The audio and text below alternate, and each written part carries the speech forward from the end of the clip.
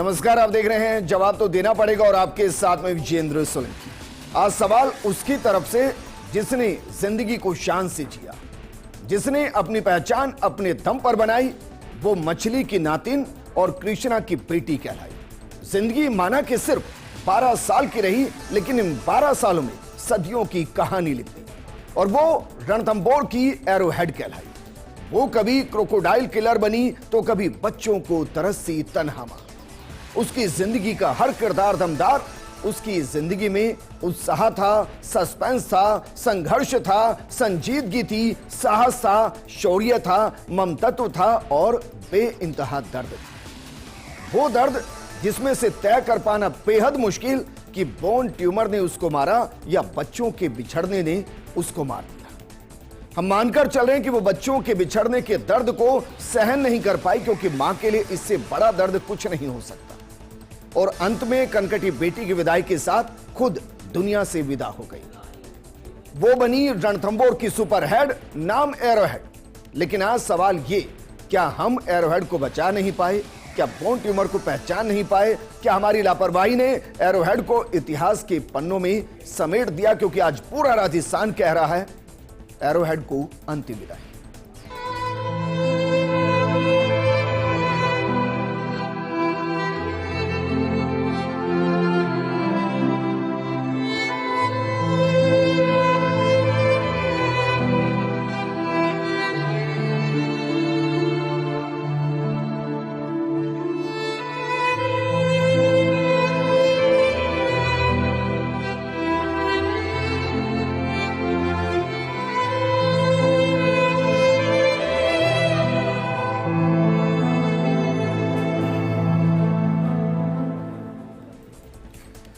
Programme में आगे बढ़ूं, मैं अपने शब्दों को वापस लेता हूं, क्योंकि आज पूरा राजस्थान नहीं, बल्कि मैं मानकर चल रहा हूं जो भी रणथंभौर को जानता होगा वो आज एरोहेड को विदाई दे रहा होगा। जिसने गूगल पर भी रणथंभौर को सर्च किया होगा उसने यकीनन एक बार एरोहेड को देखा होगा और उसके दीदार की मंशा लगाई होगी। और जो भी उसको थोड़ा भी जानता होगा, आज उसके दिल में दर्द जरूर होगा। लेकिन क्या वाकई में एरोहेड की जिंदगी और लंबी हो सकती थी और उसको इस तरीके से जाना क्या रणथंभौर झेल पाएगा? इस पर बात करने के लिए हमारे साथ मौजूद हैं सिमरन सिद्धू जी, पूर्व सदस्य हैं वाइल्ड लाइफ बोर्ड से। हमारे साथ रोहित गंगवाल जी हैं, प्रतिनिधि रक्षा संस्थान। हमारे साथ मौजूद हैं निर्मल तिवारी जी, एसोसिएट एडिटर हैं, और टीसी वर्मा जी, रिटायर्ड फील्ड डायरेक्टर रणथंभौर। शुरुआत मैम आपके साथ में इस प्रोग्राम को करना चाहूंगा, क्योंकि यह सच है कि हमने एरोहेड को खोया है, लेकिन 3 बच्चे जो कभी ये शायद पता भी नहीं कर पाएंगे कि उनकी मां नहीं रही, उन्होंने अपनी मां को खोया और मां ने बच्चों को खोया। आपको क्या लगता है, बोन ट्यूमर एक बड़ा दर्द रहा होगा या बच्चों का एक एक करके चला जाना उस संघर्ष के बीच में सांसें चली गई?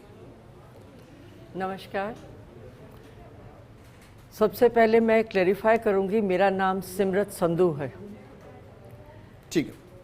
जो आपने अभी कहा एरोहेड को मैं तब से देख रही हूँ जब से इसका जन्म हुआ, ये और इसके साथ इसके दोनों सिबलिंग्स पैकमैन और लाइटनिंग।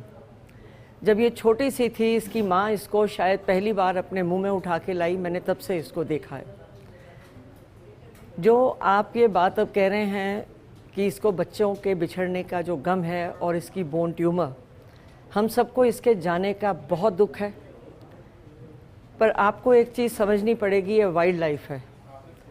इनको अगर हम सोचें कि एक पालतू जानवर की तरह इनको ट्रीट करें तो उसके ऊपर अपने क्वेश्चंस हैं। जो बात अब इनके बच्चों को शिफ्ट करने की, आप थोड़ा सा इतिहास में पीछे जाइए। रणथंभौर में अभी तक अगर कभी किसी भी कारणवश जो हम नहीं कंट्रोल कर पाए, उसमें हमेशा टाइगर को जिम्मेवार ठहराया गया। शुरुआत हुई T24 उस्ताद से, उसके बाद 104 से।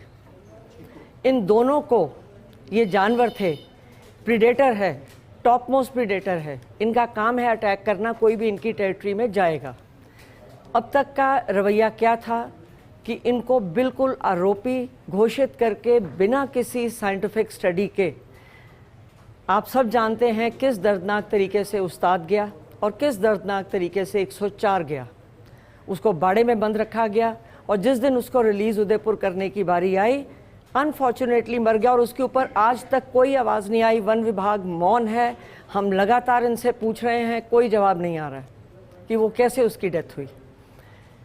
उस हिसाब से देखा जाए तो ये फॉरेस्ट डिपार्टमेंट का एक बहुत सकारात्मक एक पहल है जिसमें कनकटी को या उसका जो मेल शावक है उसके साथ उनको दोनों को एक अपराधी के तौर पे नहीं देखा गया, उनको एक नया अवसर दिया गया। मैं पर्सनली इस चीज़ का वेलकम करती हूँ कि it has been a good decision. पर मुकुंदरा में अपने चैलेंजेस हैं, वहाँ पे खनन बहुत ज़्यादा है, जगह जगह पे फेंस टूट चुकी है, मॉनिटरिंग की बहुत कमी है और तकरीबन सारे टाइगर रिजर्व्स में मॉनिटरिंग की कमी है इस टाइम पर। तो ये अब वहाँ सुरक्षित रहें, ये टोटल जिम्मेदारी फॉरेस्ट डिपार्टमेंट की है। ठीक है, हमारे साथ नल्ला मुत्तू सर भी जुड़ गए हैं, वाइल्ड लाइफ डायरेक्टर हैं। नल्ला मुत्तू सर, मैं व्यक्तिगत अपने बारे में कह रहा हूं कि मैंने मछली को आपके कैमरे की नज़र से समझा। मेरा सवाल यह कि क्या दुनिया एरोहेड को आपके कैमरे की नज़र से समझ सकती है?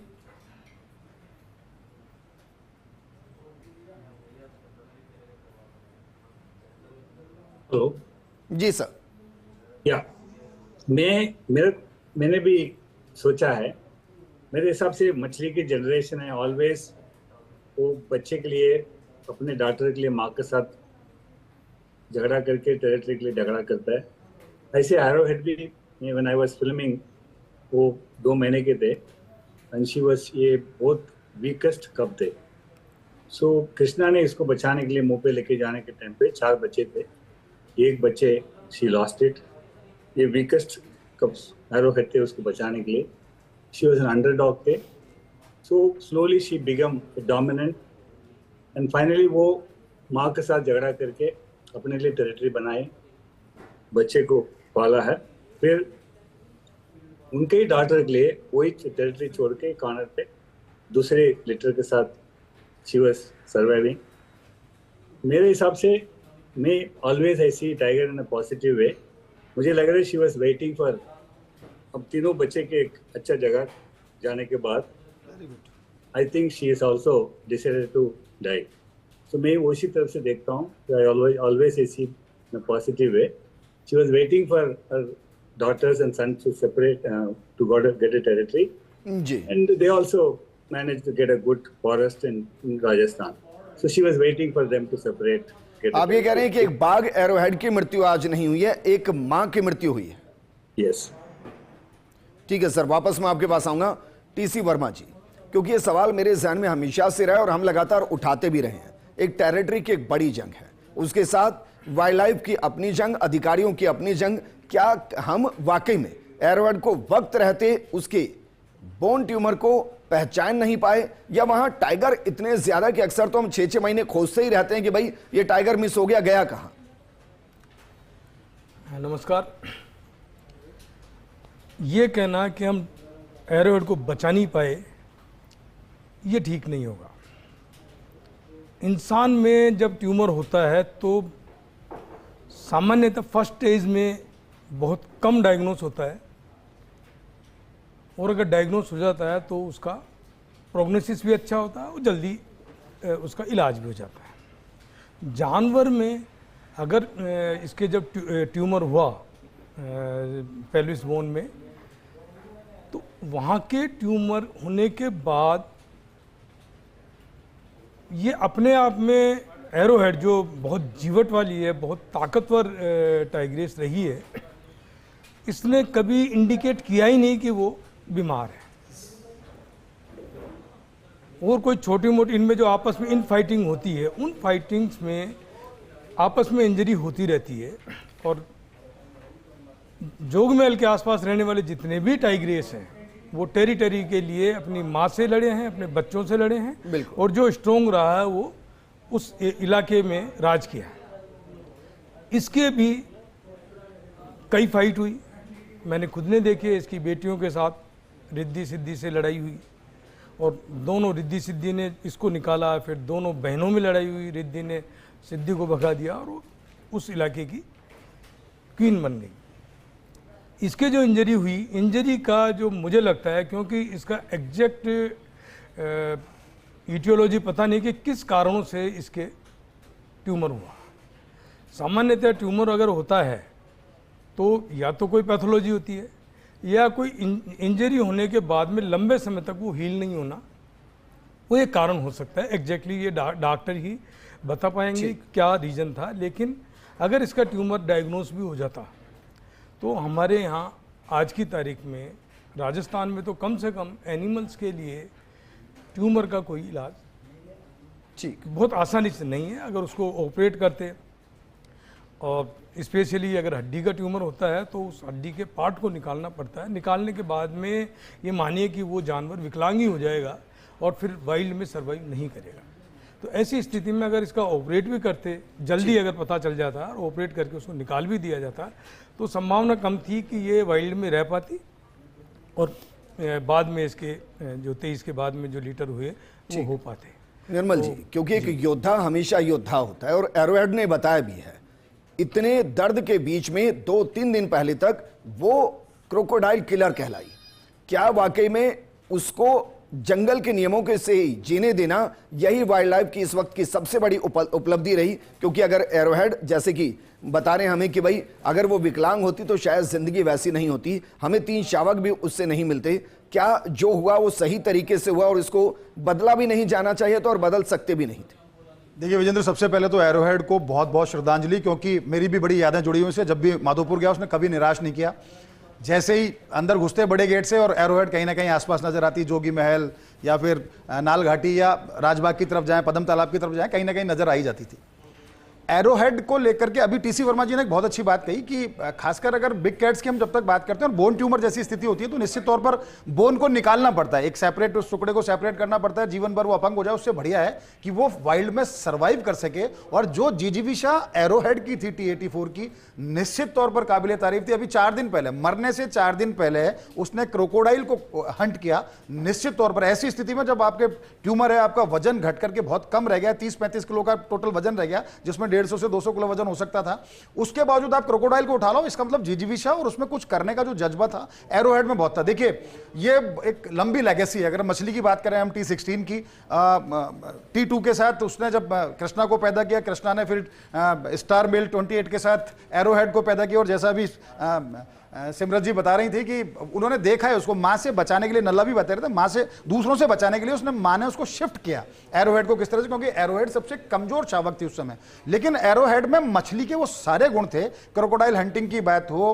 ह्यूमन फ्रेंडली होने की बात हो, बहुत डेयर अगर दिखाने की बात हो, एरोहेड में वो सब कुछ था। और यही कारण है कि एरोहेड, हालांकि वो अपनी नानी की तरह या अपनी मां की तरह उसने 18 से 20 साल की उम्र नहीं पाई। मेरे को ध्यान है जुलाई के आसपास, जुलाई 2014 में सबसे पहले साइट हुई थी वो, तो हो सकता है उसकी उम्र उस समय 3 से 4 महीना ही रहा हो, यानी कि 11 साल से कुछ ज्यादा ही उम्र रही है इसकी, जो कि एक टाइगर की जो नॉर्मल लाइफ स्पान होता है 14 से 15 साल, उससे काफी कम था। लेकिन ऐसा लगता है, मैं इस बात को आगे बढ़ाता हूं जो टीसी वर्मा जी ने जिस बात को अधूरा छोड़ा, संभवतः 3 साल पहले जब रिद्धि की फाइट हुई अपनी मां के साथ, और ऐसा अक्सर होता है क्योंकि जॉन 1 से 5 तक की बात करें, पूरे MRP की यानी मलिक तालाब, राजबाग तालाब और पदम तालाब की हम बात करते हैं, तो वहां चूंकि पानी बहुतायत में, तो ऐसे में हर्बीवोर बहुत रहता है। हर्बीवोर है तो कॉर्निवोर नेचुरली वहां पर पहुंचते हैं, तो कोशिश रहती है सबसे ज्यादा टेरिटरी वहां पर वो बनाए।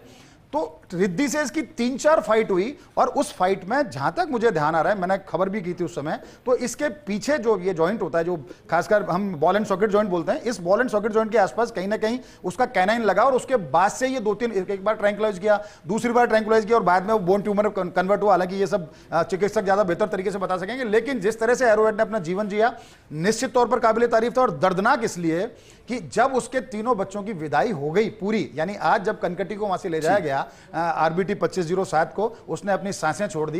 कितनी बड़ी दुर्योग कहें इसको, संयोग नहीं कहेंगे, कि एक मां के लिए अपने बच्चों की तड़प कैसी होती है, वो एरोहेड ने लास्ट तक दिखा। और खास बात देखिए, अभी 8-10 दिन पहले जब इसको ट्रैंकुलाइज करके अन्वी को कुछ समय पहले बीड एनक्लोजर में डाल दिया, तो मां उसकी तलाश में शेरपुर हेलीपैड तक पहुंच गया एरोहेड।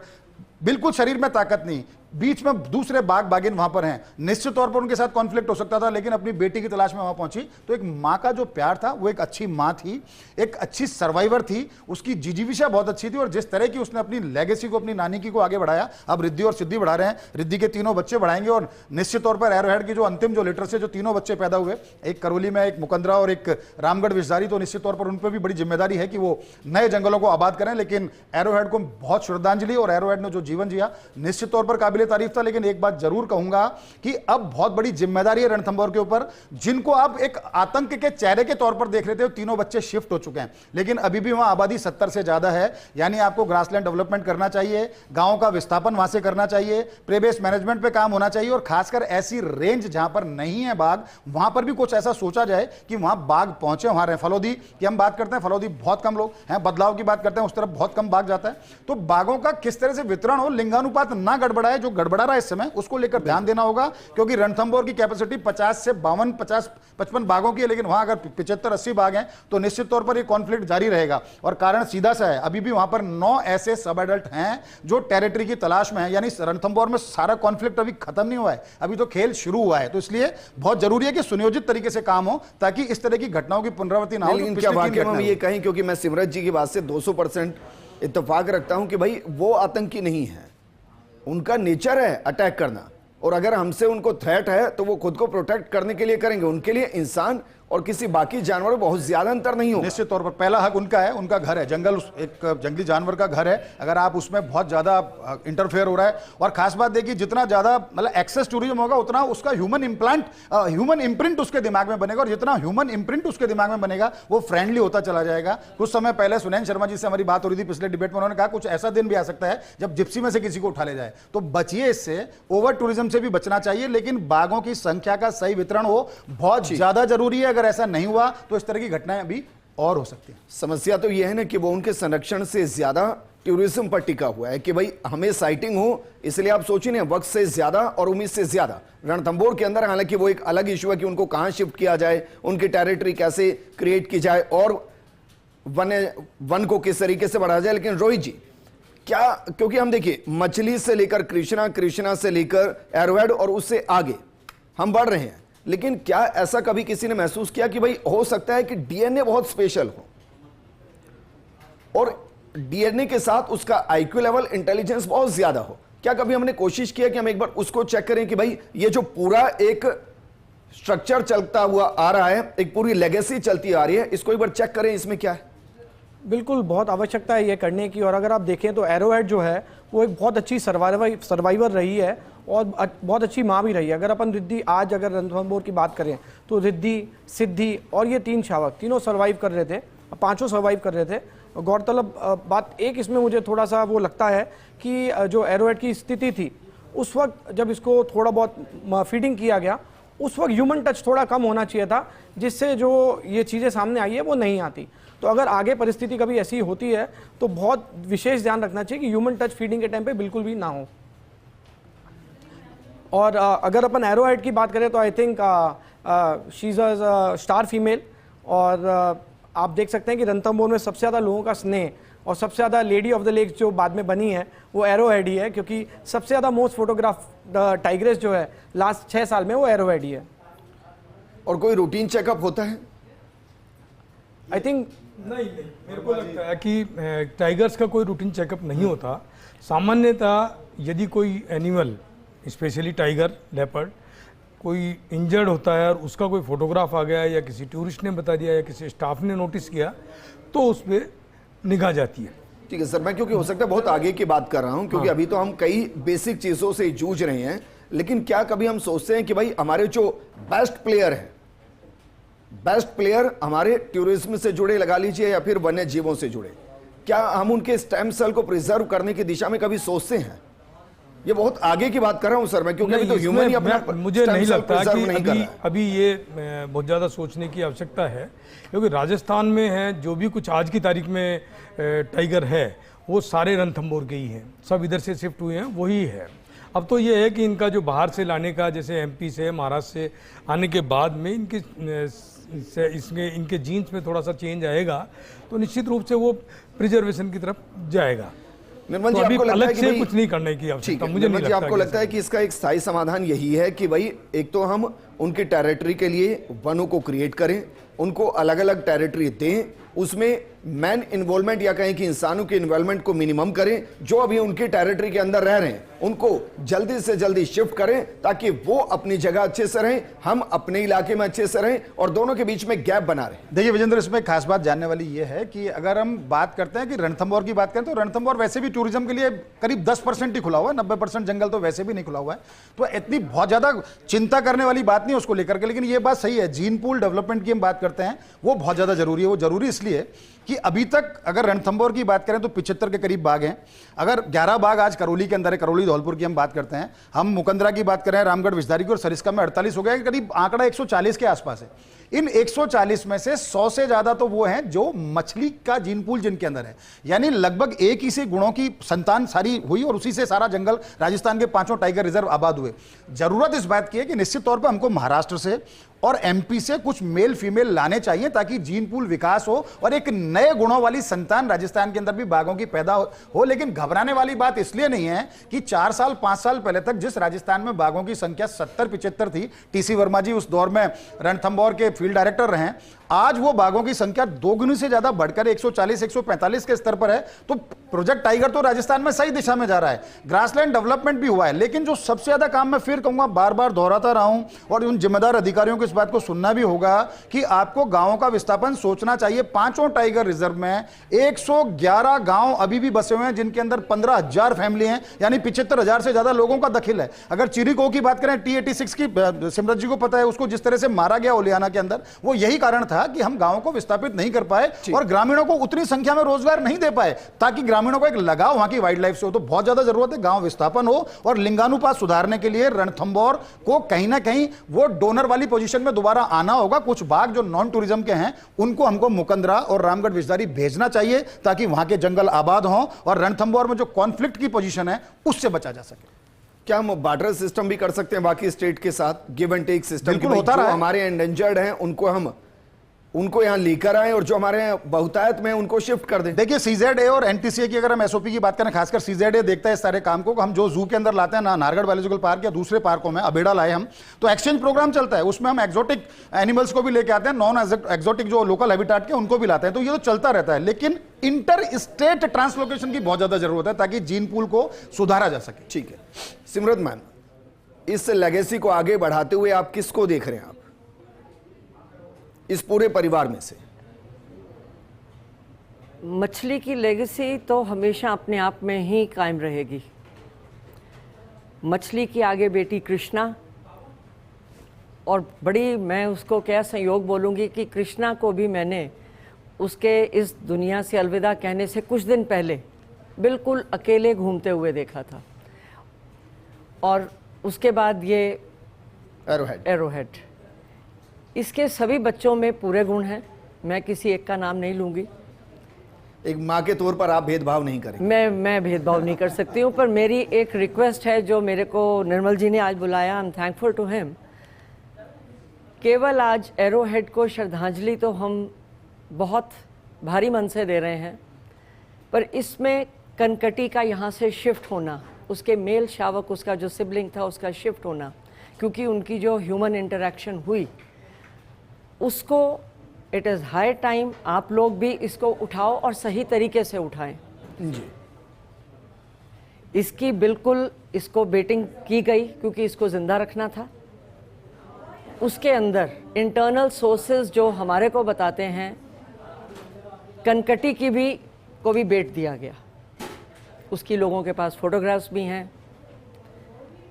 ये बहुत गलत हुआ। उसके बाद इन्होंने वहाँ से फोर्ट का रास्ता लिया। हमारी दूसरी गलती क्या है कि इतने साल के बाद भी हम वहाँ पे ह्यूमन जो जितनी इंटरेक्शन है, जो वहाँ पे पैदल जो यात्री जाते हैं, जो भक्तगण जाते हैं, हम उसको कंट्रोल नहीं कर पाए।